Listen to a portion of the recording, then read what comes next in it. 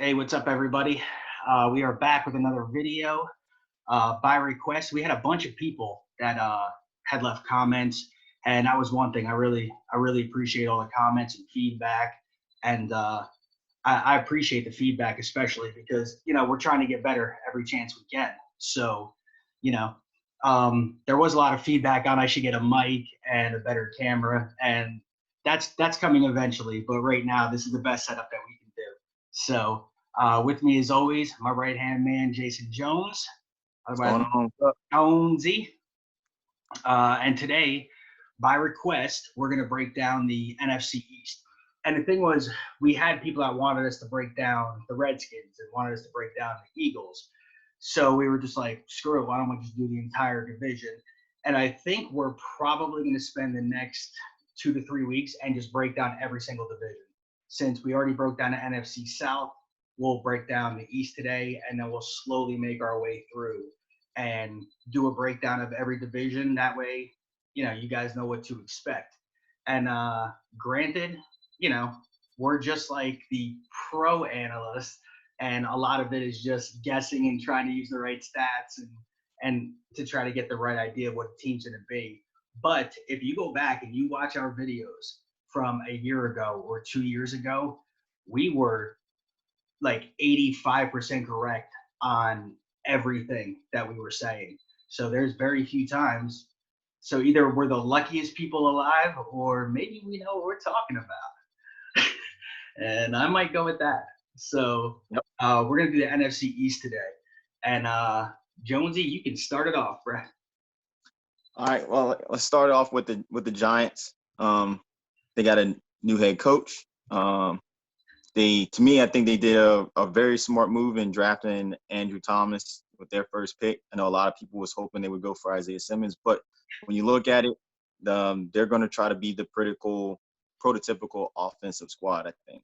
And that's what they needed. They absolutely needed a big time lineman. And like you said, Isaiah Simmons, yeah, they did want him, but I still think it threw people for a loop on them taking who they did and passing on Tristan Wirth. What do you think the reason they did that was?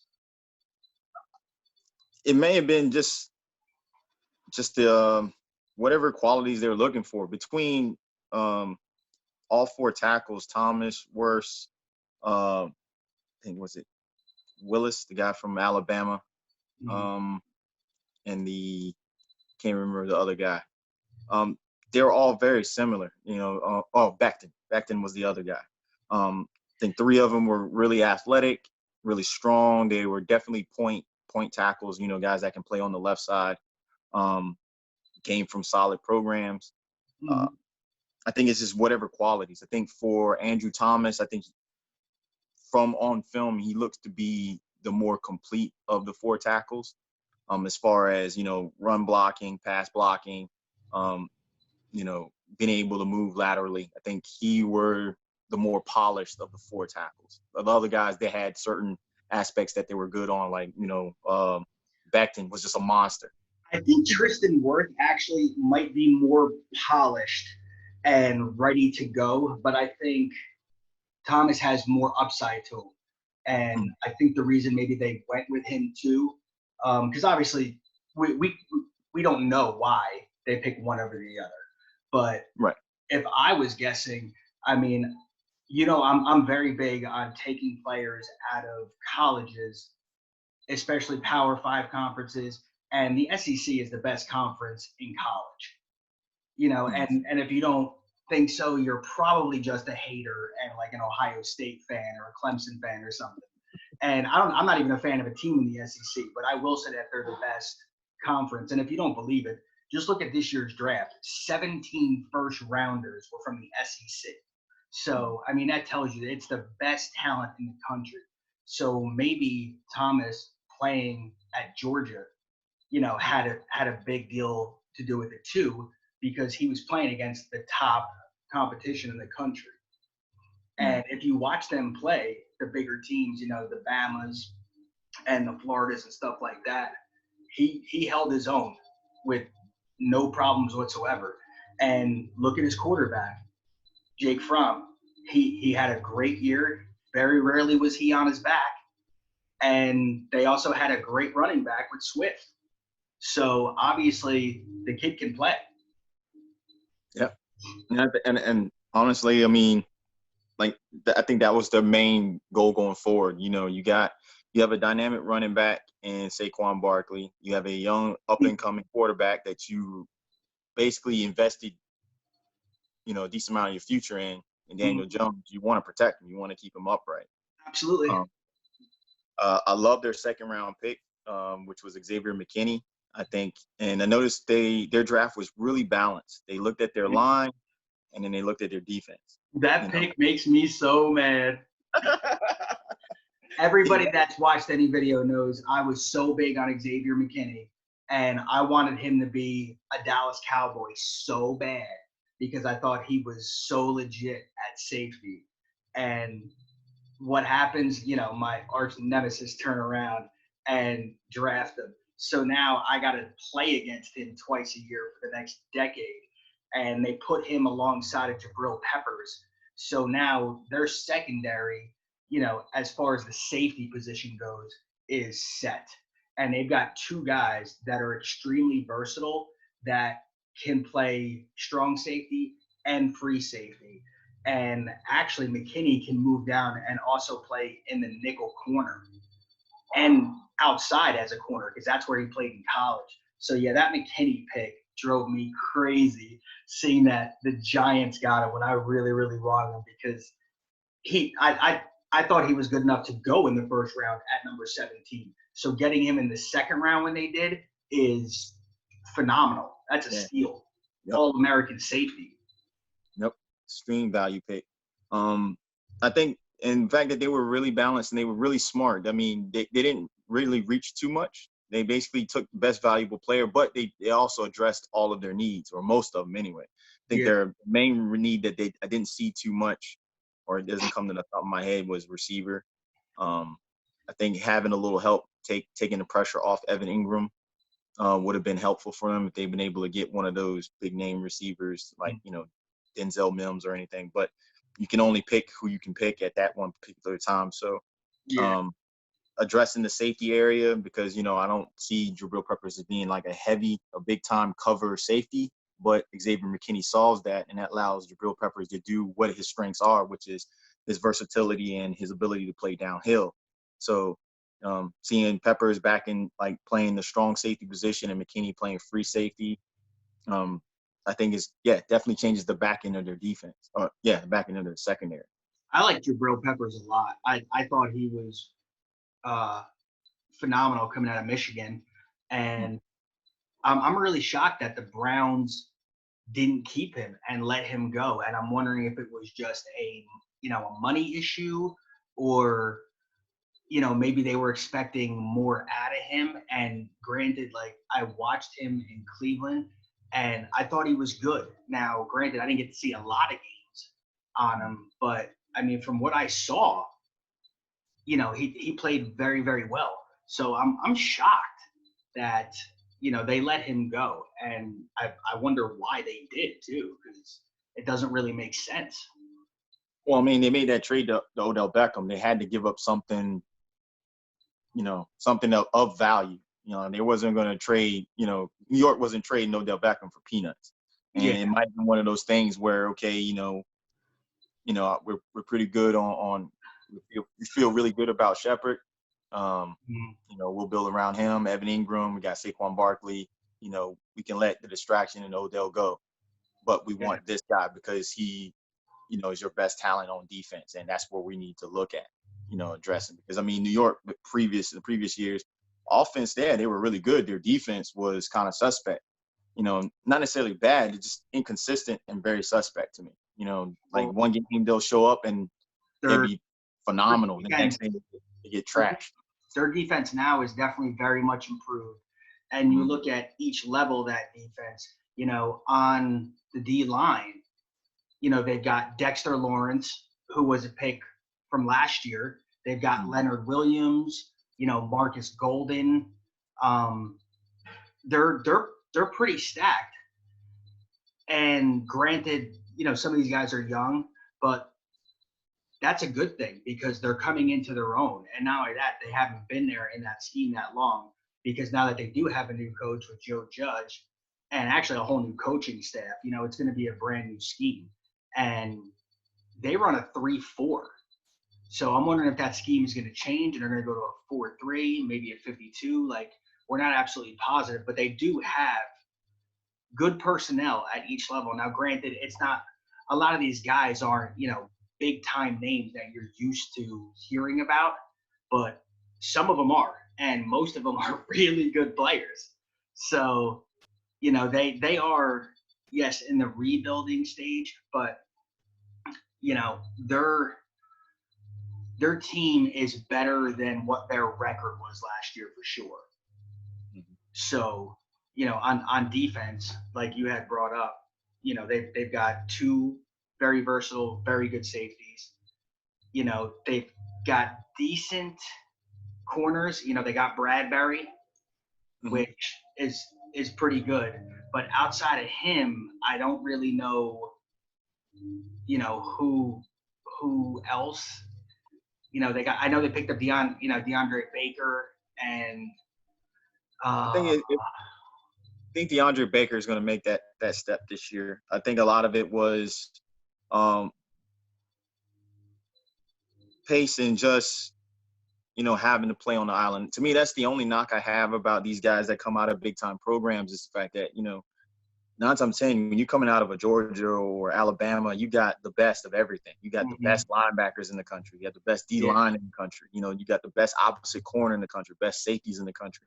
yeah, Where when you come into the NFL, if your game isn't fully polished, like you're not going to have all of those things. You might be lacking a pass rush, which means you got to be able to cover, and covering might for 4 or 5 seconds possibly, especially depending on the QB.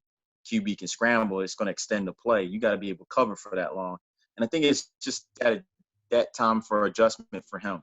Not everyone's going to come out like, guns blazing like Denzel Ward did, yeah. so like, That's it's just pretty rare. rare. Granted, some guys can and some guys, it takes some time, but I think Baker will make that step forward this year. Um, Okay. So their hopefully, defense looks pretty good. Like the Giants defense should be pretty decent. You'd think that they'd be uh, at least middle of the pack, at worst. Offensive side of the ball, they've got obviously Daniel Jones at quarterback, who hopefully he's 100% healthy because he got banged up last year. And this year, you really gotta hope he stays healthy because your security blanket and Eli Manning is now gone. So, you got I think it's Colt McCoy now is the actual probably the second stringer. And then they've got, two other guys that you've never friggin' heard of that who knows if they'll even make the team. I know one of them's name is Alex Tanning, and he played for Monmouth, um, which the one in Illinois, not the one in Jersey. So, uh, they don't have a whole lot of depth behind QB. I've always liked Colt McCoy, but at the same time, he's never really developed, and he's had a lot of opportunities as a starter. So you got to hope Daniel Jones stays upright. And then obviously at running back, you got, the probably the best pure runner at running back. I said he's not the best all around running back because that is Christian McCaffrey, hands down. He's the best all I around agree with running that. back. But Yep.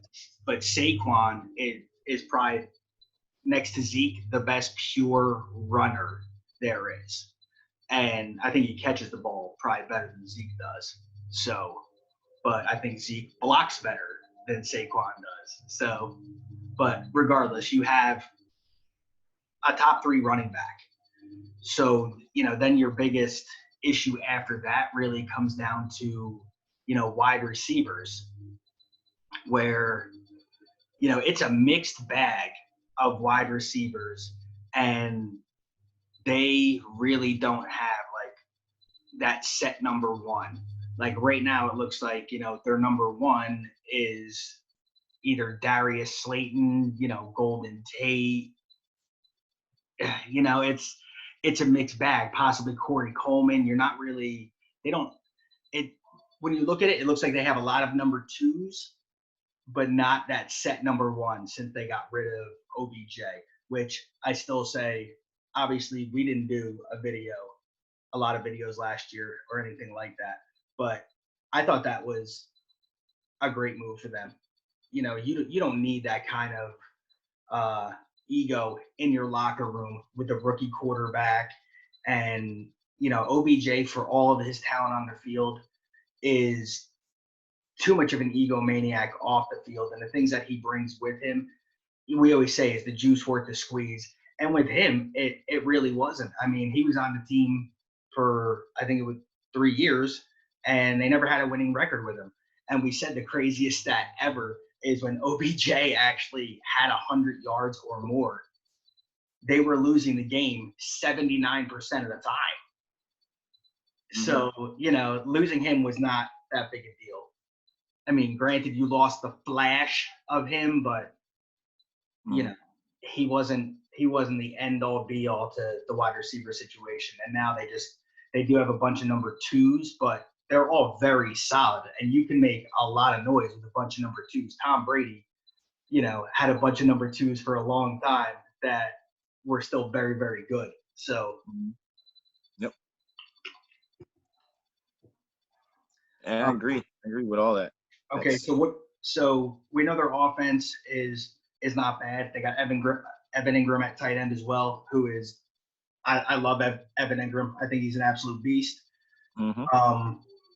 So what are you thinking record-wise? Record-wise,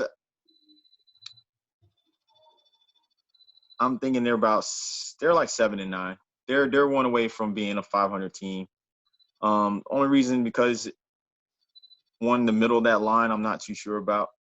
Two, that I'm not sure about Joe Judge. I've not seen his like how he coaches. I don't know how he coaches. Also, you taking the fact that it is a new philosophy now, new offensive scheme that's going to be coming into play. With Jason Garrett there, I expect their offense to be very predictable. Yes, I do as well. He's the pro on them. So, I see 7-9. I mean, granted, there's a lot of breakaway games. Like I said, a lot of the divisional games. Like, you look at the Redskins and the Eagles, especially after what the Eagles did in the draft, and we'll address them next. I can see them either sweeping or taking, or splitting actually. So I don't know. Right now, I see they're 7-9. They definitely need a number one receiver next year, or through free agency or through a trade. Right now, like you say twos, I'm looking at threes with possibly up like wide receiver 2 upside. They need that at least a 2 with 1 upside. I had mentioned in a video a few weeks ago that with Jason Garrett there, they should really think about bringing Des Bryant in to be the number 1 wide receiver. He's got a history with Jason Garrett. He knows how he plays the offense. Obviously, he's going to know it because Jason Garrett is going to run the exact same offense that he ran in Dallas. And I said it, Jason Garrett, for all of the things that I hated about him, he's a pretty good coordinator, but he is predictable, and he really, really struggles with in-game adjustments. And Giants fans are going to see this pretty quickly, that he has a certain game plan, and he scripts the first 10 to 15 plays of his game. And normally, those plays actually work really, really well. But once that script runs its course and is over, it's weird. He won't go back to some of those plays. And a lot of the times in Dallas, like, we get the ball, drive straight downfield and score, and then wouldn't score again until the third quarter. And all the plays that he ran on the first drive that helped us score, like, he wouldn't go back to.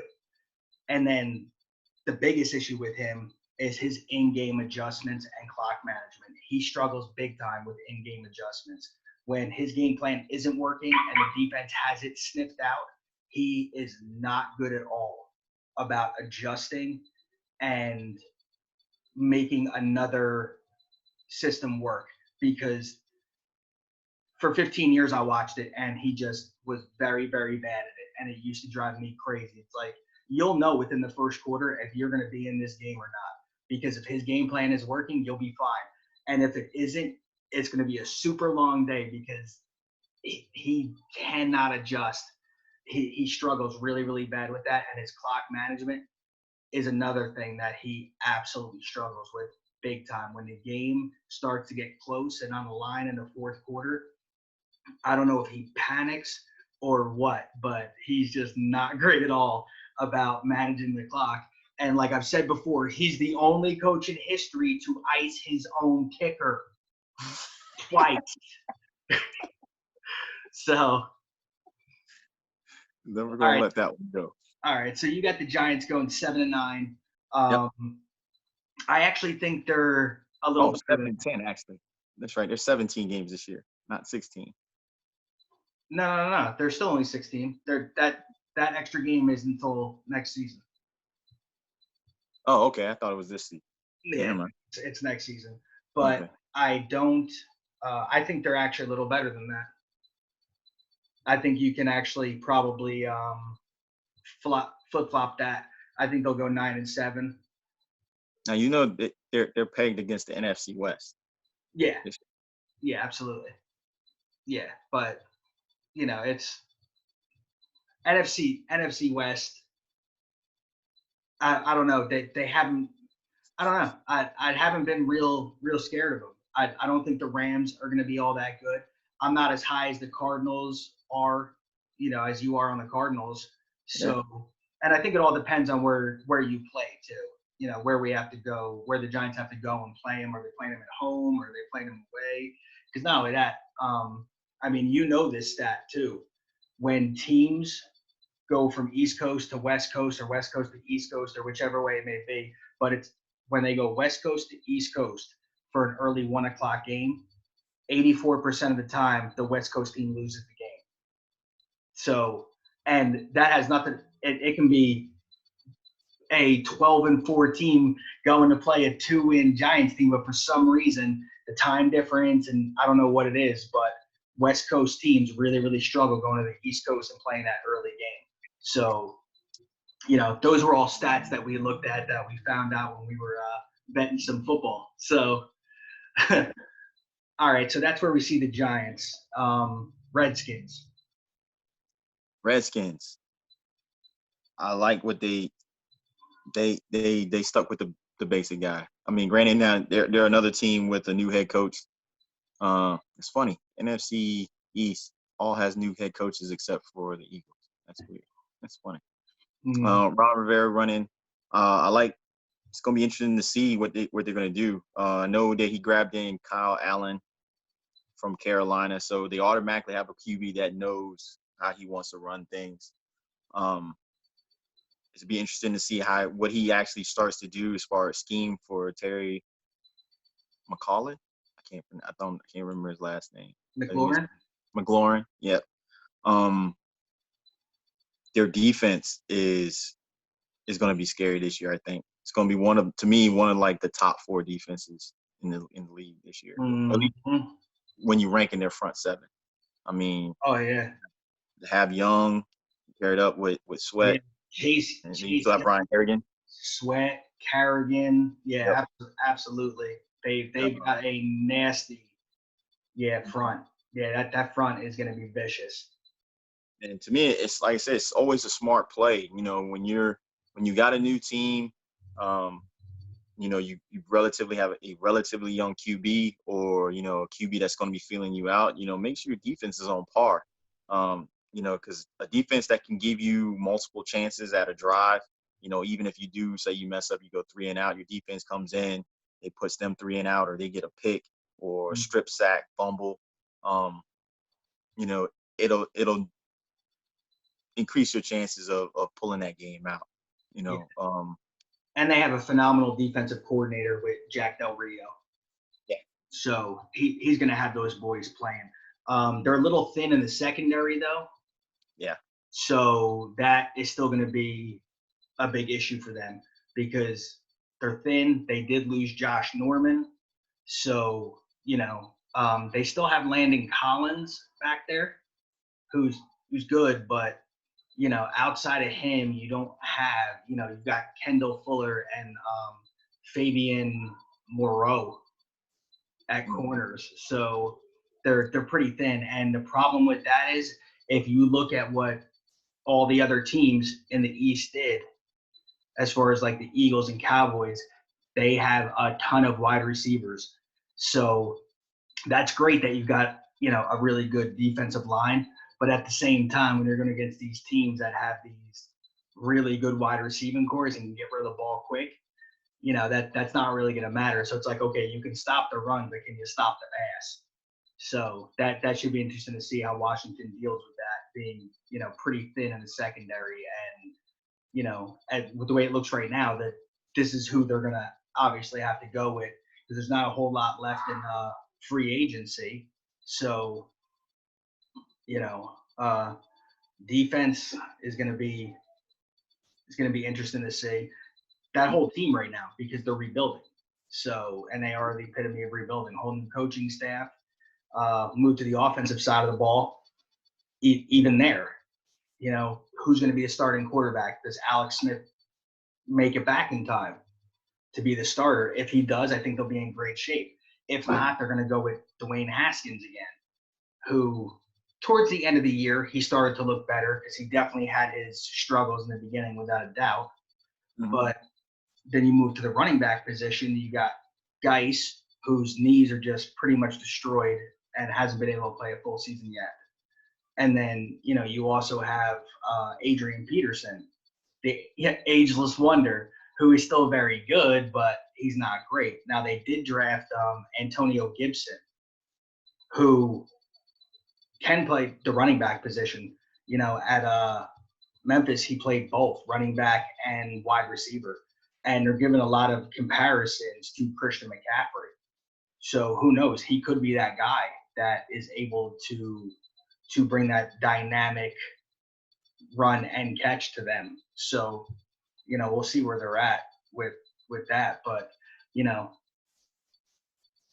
I don't know. I don't see Washington being all that good this year.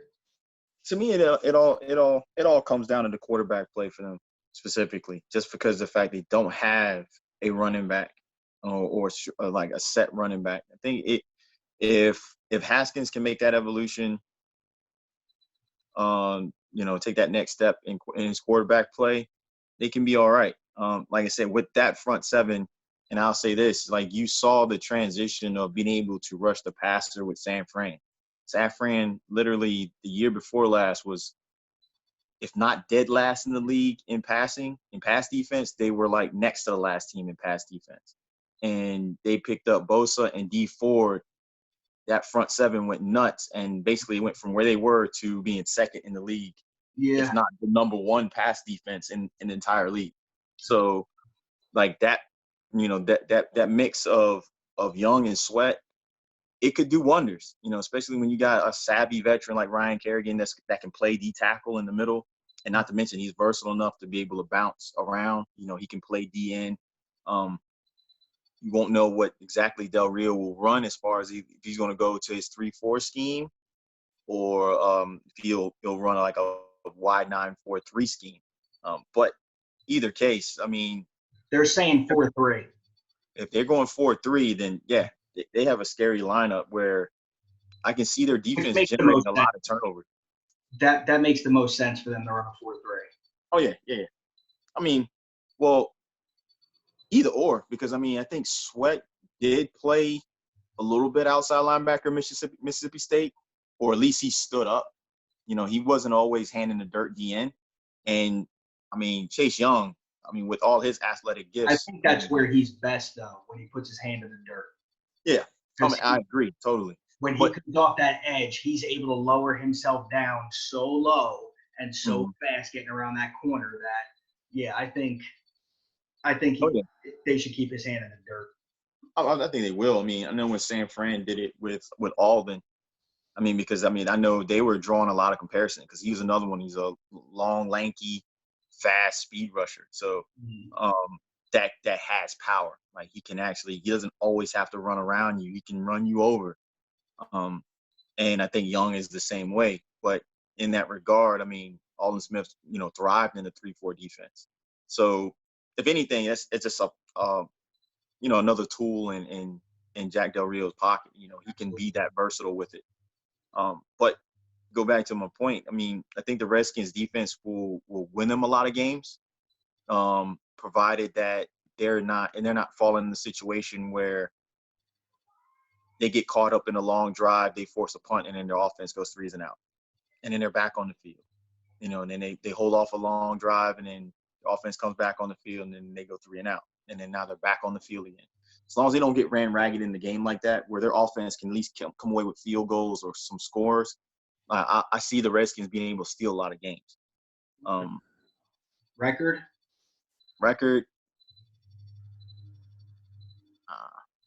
I see them about 6-10. That's exactly what I had them at. Probably 6-10, maybe 7-9. Yeah.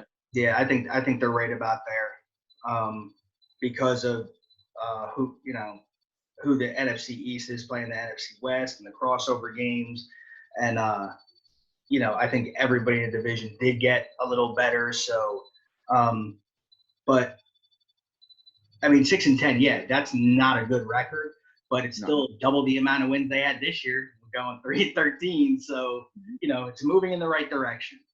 Mm-hmm. All right, Philadelphia Eagles. The Eagles. Tell me about your beloved Eagles.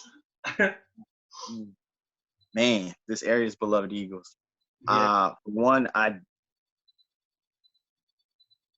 Who knows? Like, man, I think their season is going to go like their draft. Like, I don't know. Oh God. I don't know. Just all over the place, huh? Yeah, exactly. Like, I literally think, they needed help at receiver and they kind of did it, but I don't think they did it the wise way. Now, injury bug hit Philadelphia hard last year, especially along the line, and you didn't see that. You saw that a lot against teams that could rush the QB. Wentz got popped a lot, not counting the Seattle hit, which, controversial Seattle hit. I think that was an outlier. But for the most part, like, people could get to Wentz at any given time, and they didn't do a lot to address that. Instead, they decided to address the receiver position. And getting Jalen Reagor over Justin Jefferson is a head scratcher to me. It almost kind of like they got how would they call it? Punch drunk once Dallas picked up CeeDee Lamb right in front of them. Like, they went, I don't know, like their brain exploded. Like, I don't know. Let's call it temporary insanity. Is kind of where I want to describe it, because I agree. Us taking CeeDee Lamb definitely threw off their game plan. But at the same time, I think Jalen Reagor, we talked about this, is a damn good receiver. I think he can play. He runs great routes. He's got great hands. He's not flashy or anything like that, but I absolutely think he is a very good player. Now, would I have drafted him there? Probably not. I probably would have taken Justin Jefferson. Yeah. Well, see, the one thing, I think the one biggest knock about Reagor was that he had a lot of drops. Mm-hmm. And you just let Nelson Aguilar go because he wasn't consistent enough catching the ball. Mm-hmm. It's kind of one of those things, because, I mean, Nelson Aguilar, for all intents and purposes, you can say the same thing. He's fast. He runs really good routes, but dude drops the ball a lot. Yeah. Now you just drafted another guy that's identical to him, where you could have had Justin Jefferson, which was a bigger receiver, maybe not as fast, but fast enough. I mean, 4.4, 4.5 guy, but had a crazy catch radius, had crazy hands, Mm-hmm. And he played SEC against top competition, not for TCU. Exactly. So did he see press coverage? Hell yeah. So like if someone tries to get up and jam, he knows how to get around it. Where with Jalen Reagor, you don't really know that. I don't think he saw a lot of press coverage, or the type of coverages and schemes that he's going to see in the NFL. So now you're gambling basically on speed. And then to me, in my opinion, with the way they did the draft with Jalen Reagor and then been able to get Marquise Goodwin from San Fran, it's almost like, I'm And sorry to say, but they're that trying was to mimic Kansas City. that was a huge pickup, though. I mean, I think he's really good. I mean, yeah, he's really good. But And to and don't me, I mean, so they got. I mean, literally, their starters. It's going to be Alshon Jeffrey, Marquise Goodwin, Deshaun Jackson, and mhm, Jalen Rager. right, So I mean, Deshaun Jackson, can he stay healthy? You know he can take the top off the defense. You know he can catch the ball. right, Him and Marquise Goodwin are fucking kind of clones of each other, really. And mhm, Alshon Jeffrey's your big guy, and then you got Jalen Rager. So, they've got decent wide receiving core, and obviously the tight ends with Zach Ertz and Dallas Goedert are very good too. So mhm, Carson Wentz definitely has weapons, without a doubt. I mean, and he's got Miles Sanders at running back. And then, they're kind of a running back by committee too. So they use Miles yeah, Sanders, and they're going to have Boston Scott, and they re-signed Corey Clement. So, offensively, they're absolutely going to have weapons. And it's going to come down to, can Carson Wentz, one, stay healthy, and two, can he continue to improve? Because that's my biggest issue right now with Carson Wentz. I feel like he's the same player he was when he came in. I haven't really seen him make any huge strides. Like, oh wow, he's getting better and better. I feel like he's the exact same guy he was when he came in. He still struggles when he's under duress. He still makes some bad freaking throws because he thinks he can put the ball into these smaller windows and he can't. So, who he was when he came in is who he still is. And granted, I mean, he's a good quarterback. So if he can take that next step, he could become an elite quarterback, but he's got to stay healthy. And that's the thing. If he doesn't stay healthy, he will lose his job very fast. Because you saw who they grabbed at their second pick in the draft, going out there and grabbing Jalen Hurts. yeah, So, and we know Philly fans are not very patient. So yeah, let Carson start off struggling, and man, Philly just created a quarterback controversy when one wasn't needed. You just paid your quarterback $100 million last year. And while you did that, you got rid of Nick Foles because you wanted the statement of, hey, you are our guy. Now and in the future, it's just you. You don't need to look over your shoulder. We got rid of Nick Foles. This is your team. No more added stress with worrying about getting pulled. Here's all the money you wanted. This is your team. And then you turn around in the next year and you draft Jalen Hurts. Well, I think the Seattle playoff game scared him. I mean, or actually brought him back down to reality. I mean, here you go. You went from basically, that's a game. I'm sorry, with as banged up as Seattle was, that was a game that Philly was supposed to win. You're at home. You know, Seattle's defense, offensive line, their receiving core were all like banged up. There was no way they should have lost. But one play, you know, changed the entire game. As soon as Carson Wentz went down, I mean, it was a wrap. Now, granted, I mean, Josh McCown, who I'm hoping they kept, I mean, he played admirably. I mean, they Yeah. were very much still in that game all the way up until the end. But I think not having like say a quality QB like a Nick Foles to come in case he went down to take over a game, I think it brought him down. They couldn't do that. Now, one thing I will say about Carson Wentz is I think he has a strong mental resolve to the point where them drafting Jalen Hurts isn't going to bother him. I think he's the type of guy, he's going to play how he's going to play. And I mean, it is what it is. Like, I don't think there were any reports saying that, he wanted Nick Foles out, even though Nick Foles took him to a Super Bowl and basically won a Super Bowl for him. He wasn't complaining. He was happy for him, whatever. Yeah. I think you'll have the same approach with him. I don't think Carson Wentz has the ego of, say, like an Aaron Rodgers, where, oh my God, I can't believe you did this. You drafted a QB. I thought I was your guy.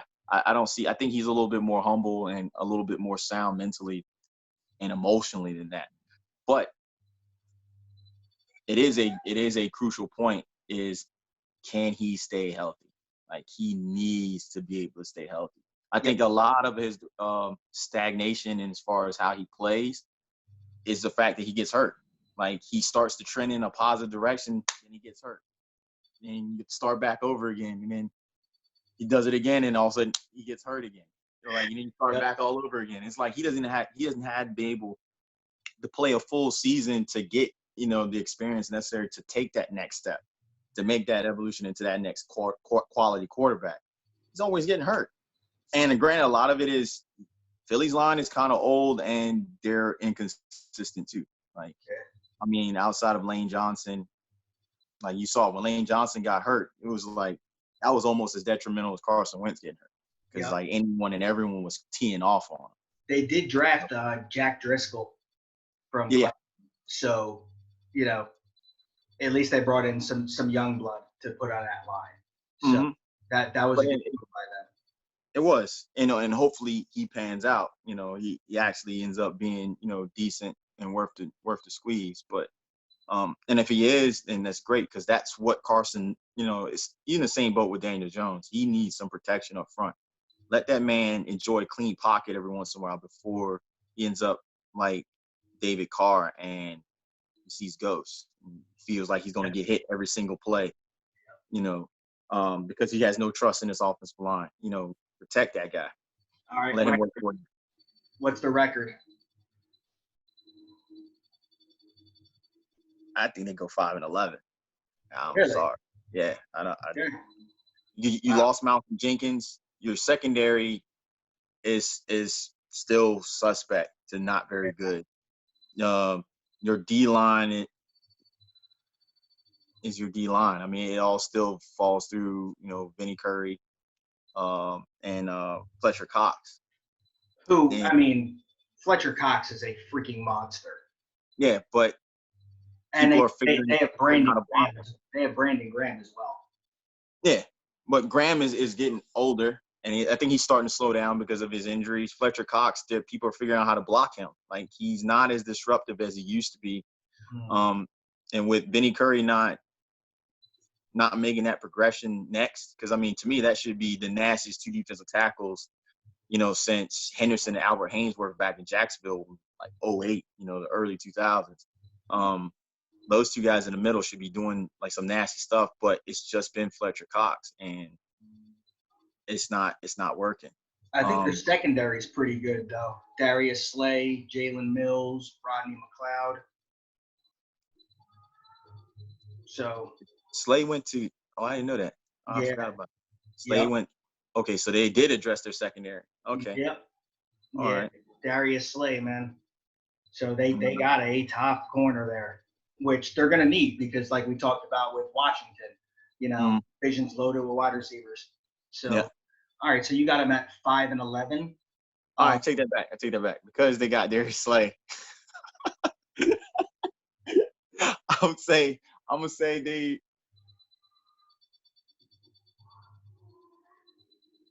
I give him 6-8.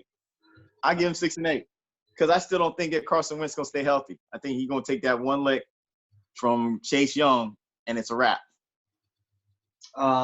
I think the Eagles are going to go 10-6. Really, three games. They were 7-9 last year, right? Yes. Gonna give them 3 games. Yep. No. They were 9-7 last year. They won a division. Okay. All right. Yeah, they won a division.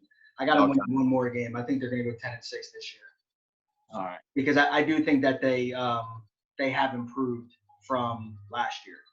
So granted they lost some people, but they also picked some people up and they were able to address some of the holes. And now I think that all comes down to Carson Wentz staying healthy. Because I think if Jalen Hurd comes in and is forced to sit in the pocket and throw the ball, it is going to be an absolute shit show because that kid has terrible freaking accuracy. So it's like he's going to have to do a Lamar Jackson and create a lot with his feet because he does not throw the ball accurately at all. You watch his film from Bama, you watch his film from Oklahoma. The reason why CeeDee Lamb was a first rounder is strictly because Jalen Hurts made him look good because this guy was making acrobatic catches all over the friggin' place. So the reason why CeeDee Lamb looked as good as he did was because the balls were never close to him. Whenever he was like, wow, this CeeDee Lamb is the closest thing to like OBJ because the way he can manipulate his body in the air and make one-handed catches. So I think the Eagles are going to have a winning record, and I think they're going to go 10-6. So I hope you're right, and I am completely wrong. I would love to see them have a look at they draw their two outlier games are going to be against number one seeds. Mm-hmm. Yep.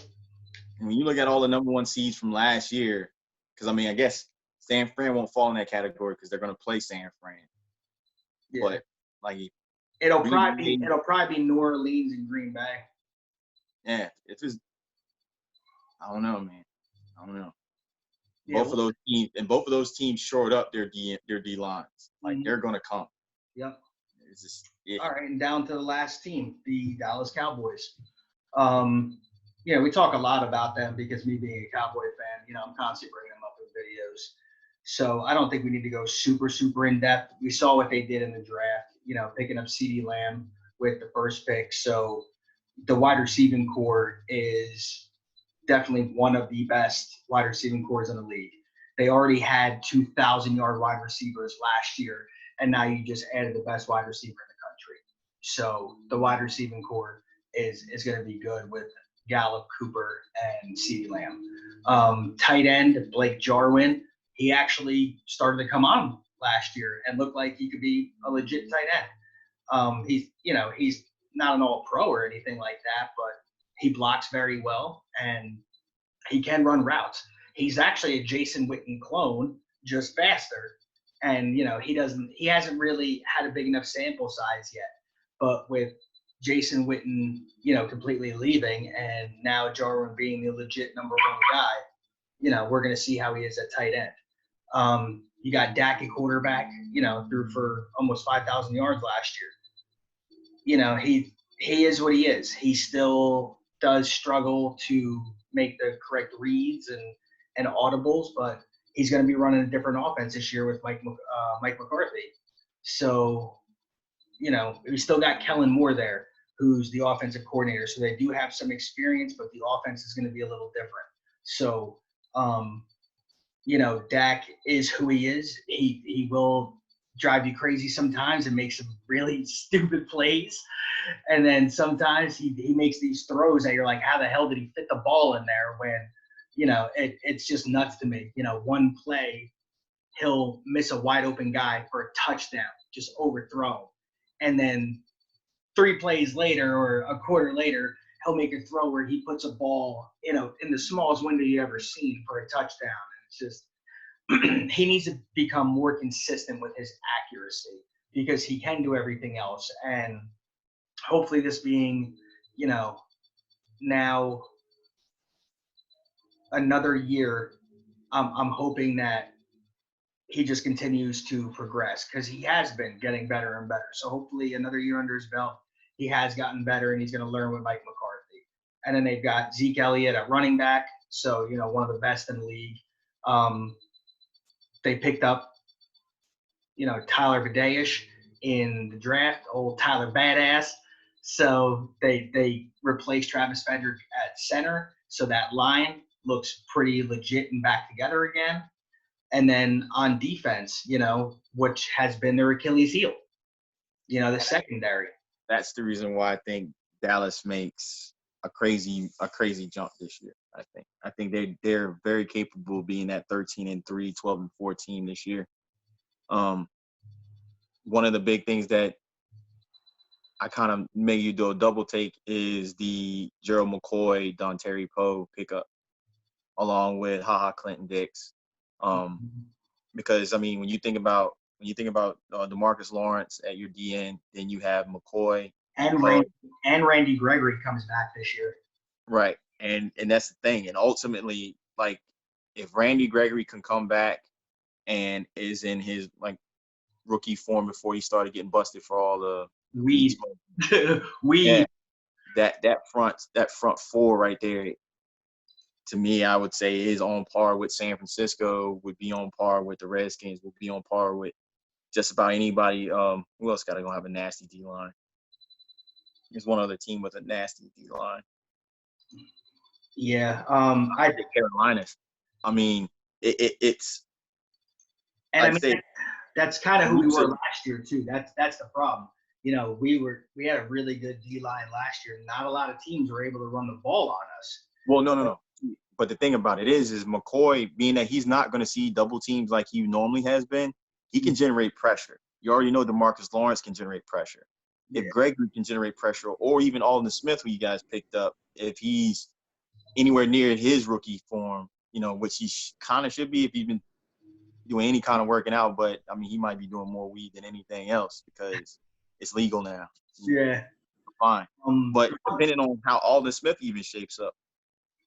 I mean, the one good thing in the secondary, we did pick up Trayvon Diggs, from Alabama corner. So that's really going to help, replacing Byron Jones, even though I didn't think Byron Jones was all that good to freaking begin with. So but apparently Miami did. They paid him a lot of money. Yeah. But that's to me that's another situation for even Trayvon Diggs that puts him in a nice situation. Having a front four that can generate pressure, he can make because one of the I think his biggest knock in Alabama was he gambled a little too much. Like he was overly aggressive. Mm-hmm. Well, now he can be because that ball has got to come out quick. Like whoever's back there is not going to be able to hold the ball for 4 or 5 seconds and for him to get lost. That was because that was his other knock. He tended to get lost. He get spun around, and he really wasn't able to stay with the receiver for a long period of time. Yeah. Well, if he comes out to be the starter, he's not going to have to with that front four. Mm-hmm. Like that, I'm telling you, being able to put, especially in a passing league at the way it is now, if you can put pressure on the QB, that makes some drastic changes on how your coverage looks on the back end. Yeah. I think also having the veteran help of Clinton Dix to be able to coach him up. Same thing with who's the strong safety in Dallas? It's Clinton Dix is the strong safety, and Xavier Woods is the free safety. Oh, okay. Well, there Xavier Woods. I mean, I think they'll spin him up. Not to mention, you guys got good coaches back in Dallas too that will be able to get him rolling. Yeah. Linebacking core. And my corners are going to be Trayvon Diggs and Chibodo Awuzie. So Awuzie, Jordan Lewis, we drafted Reggie Robinson. I'm not real sure, how it's actually going to fall and who's guaranteed going to be the starters as my corners. I'm thinking it's going to be Trayvon Diggs and Awuzie. I mean, that would be my early guess. And they don't look terrible. They definitely look better than we've looked in the past 10 years, without a doubt. I think this is the best defense I've had in a decade. And you look at my linebacker situation, my linebackers are studs with Van Der Esch and Jalen Smith and Joe Thomas. Sean Lee obviously is one of the starters, but man, that dude is getting old. He can't stay healthy, but when he is on the field, he's pretty good. I mean, you might have to put a pause on that. New coach now. This is Mike McCarthy, and I know when you look at the linebackers that Mike McCarthy had coached in the past, they got to be able to cover. Yeah. They got to be able to cover. They have to be able to come. They have to when their number is called the blitz, they have to be able to get to the QB. So what's their record? Like I said, I mean, they got the tools to go 13-3, 12-4. It'll be. Wow. I'm linking. I'll keep it conservative. I'll say 12-4. Okay. Like they can definitely go 12-4, especially with that with the line that you guys still have intact, which is still arguably one of the best line, if not the best line in the NFL. That receiving core and then a running back, and then like I said, you got a defense that I believe will be able to generate pass rush pressure. You know they're going to be stout against the run. I mean, I don't see you trying to run over Dontari Poe or McCoy. So Yeah. good luck trying to run on them. And then that in itself will help your secondary, that back seven, that back end. So y'all going to be a formidable team, and not to mention McCarthy coming from that Holmgren, Andy Reid coaching tree. You know, he's going to be very he's going to manage the clock well. He's going to be adaptable. Definitely going to be highly adaptable. He's going to pretty much breed balance. Like he's going to take what the defense gives him. Put it that way. If it's not going to be the situation like why didn't you throw the ball or why didn't you run the ball? Like if the defense is letting Zeke go wild, he's going to ride that horse and all the way in. But if it's a situation where Zeke is getting shut down and it's going to be on Dak, then he'll dial up some dynamic plays to get CeeDee Lamb and get, Amari Cooper, Gallup. They're going to go. And I know Moore is the OC, but I'm pretty sure McCarthy is going to have a heavy influence on what set of plays will be called out. Oh, absolutely. Yeah, without a doubt. Yeah, and I do like that Mike McCarthy, the way he coaches is, I talked about this in one of my earlier videos. He's not one of those guys that has a set scheme and has to have, goes looking like, oh, I need these players so that my scheme works. He will make the scheme work around the players he has. So I'm a big fan of that.